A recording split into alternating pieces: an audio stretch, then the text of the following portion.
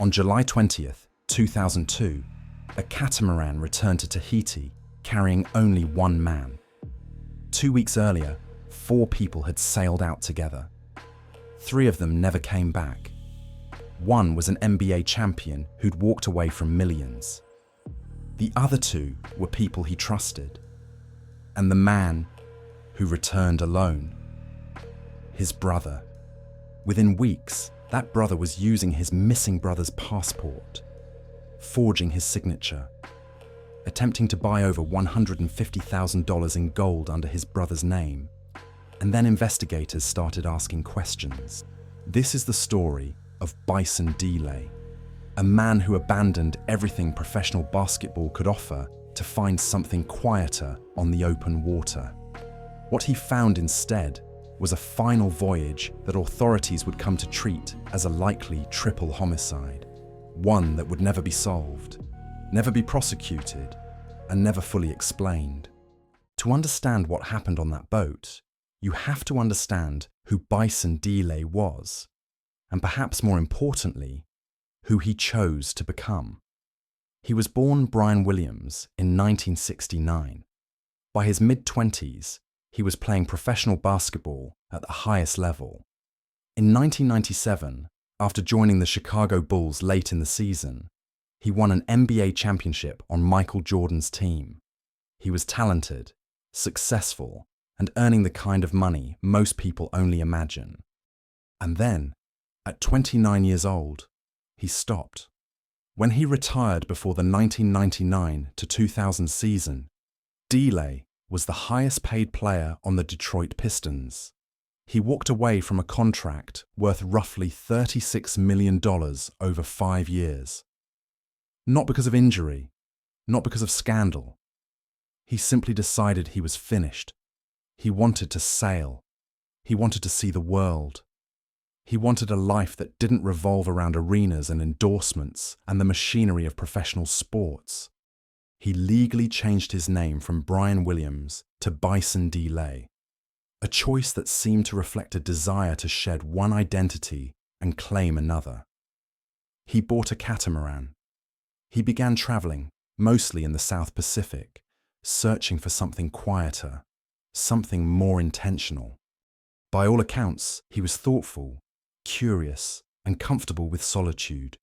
He read philosophy. He played his saxophone. He sent postcards to friends and family, maintaining regular contact, even while constantly moving. This wasn't a man running from responsibility. It was a man redesigning what responsibility meant to him. But he wasn't traveling alone. Bison Dele had a brother, Miles Dabord, born Kevin Williams. Brothers who'd grown up together, but whose lives had taken very different paths. One became an NBA champion earning millions. The other struggled to find steady footing, and between them was money, gifts, help when needed, the kind of assistance that can feel like generosity or like control, depending on who's receiving it.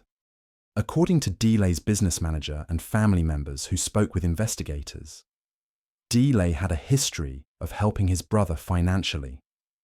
There was no salary, no formal allowance, but there were gifts. Money when it was needed. A car. The kind of assistance that can either strengthen a bond or slowly corrode it, depending on what both people expect in return. Police reports would later document a statement from Dele's business manager suggesting that Dele had been considering cutting his brother off financially, encouraging him to become more self-reliant. The business manager himself later said he didn't recall saying this. Police maintained they had documented it carefully. The discrepancy was never resolved. What is documented, beyond any contradiction, is what Miles Dabord did after his brother disappeared.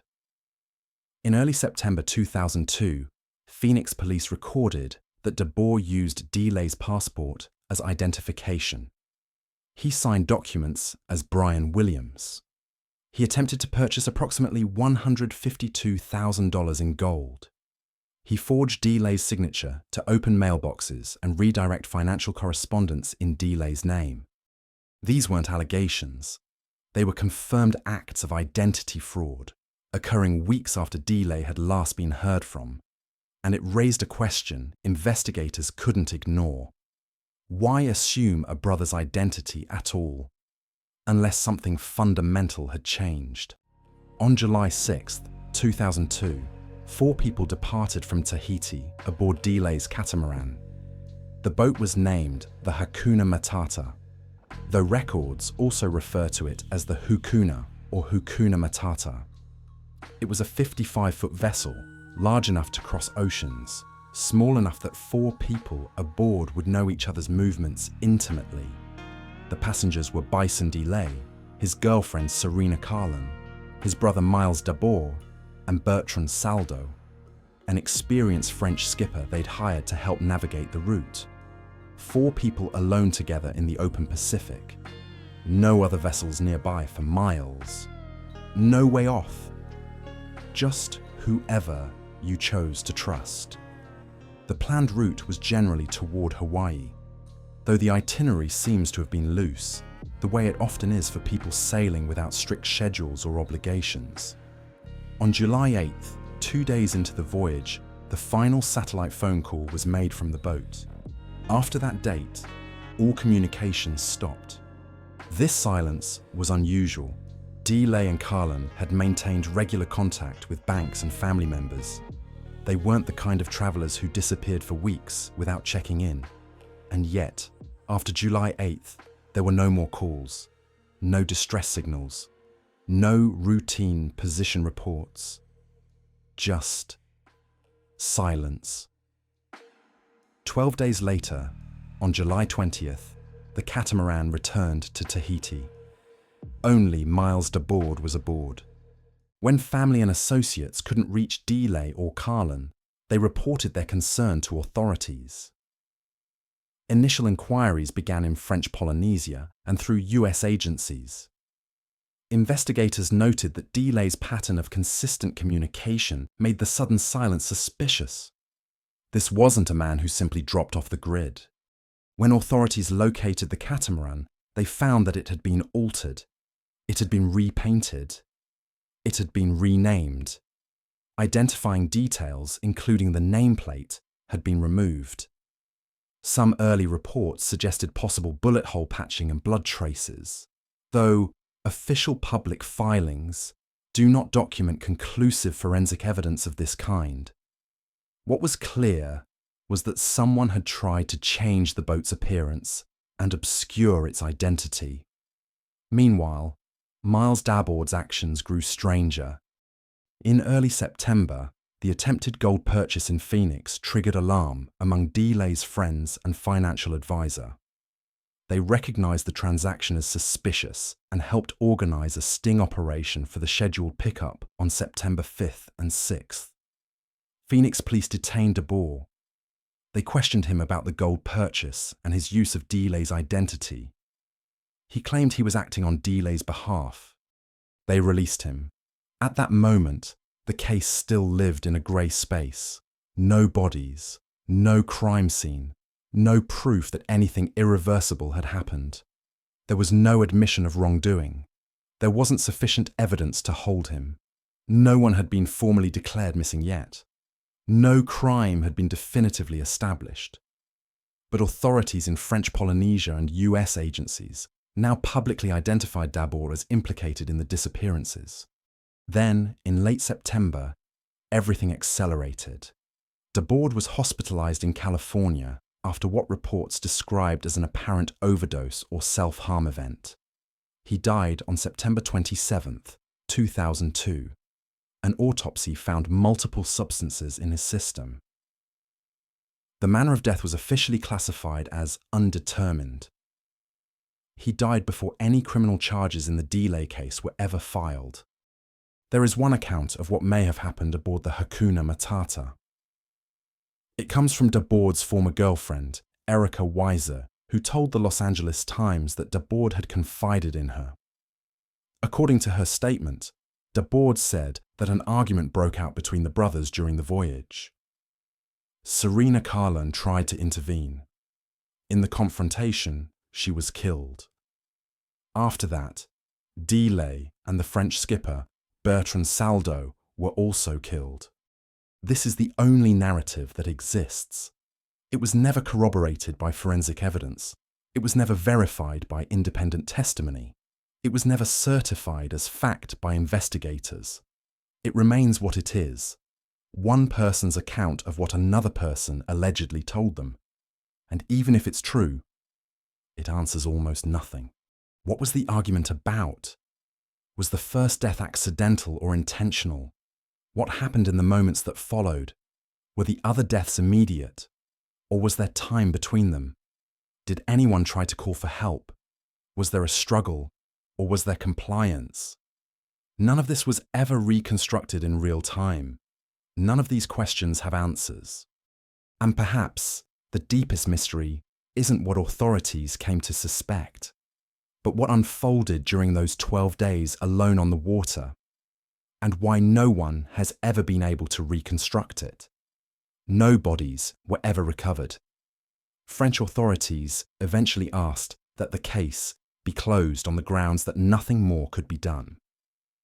The FBI expressed continued interest in recovering the bodies, but acknowledged that practical investigative avenues were exhausted.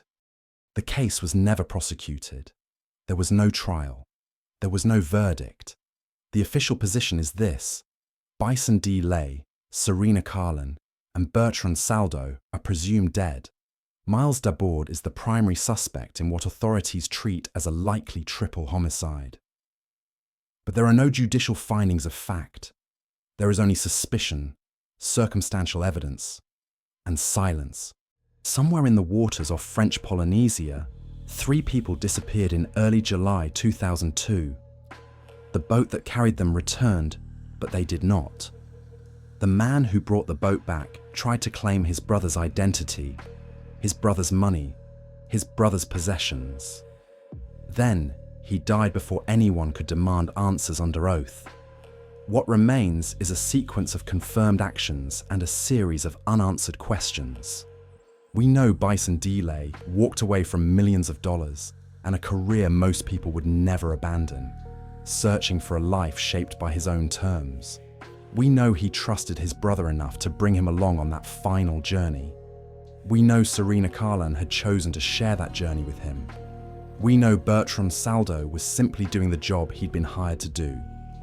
We know the brother returned alone and immediately began committing fraud in Dele's name. We know the boat had been altered, as if someone wanted to erase what it had been.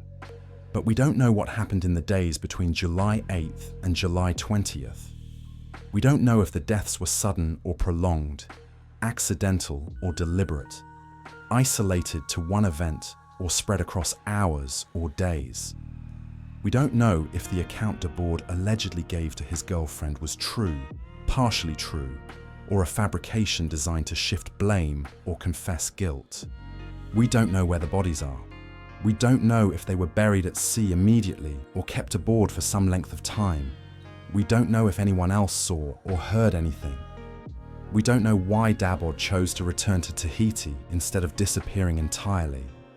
And we don't know what any of them were thinking in those final moments. Whether they had time to understand what was happening. Whether there was a moment they knew they wouldn't make it back. Whether anyone tried to reach out one last time. The Pacific Ocean keeps its secrets. The case remains open in the formal sense, but closed in every practical one. There is no one left to charge. There is no evidence left to examine. There are only 3 missing people, 1 dead suspect, and a boat that was returned to shore carrying only absence. Bison Dele chose to walk away from a world that made sense to most people. He found another world on the water, one governed by wind, isolation, and the people you choose to trust in close quarters. He never came back from it.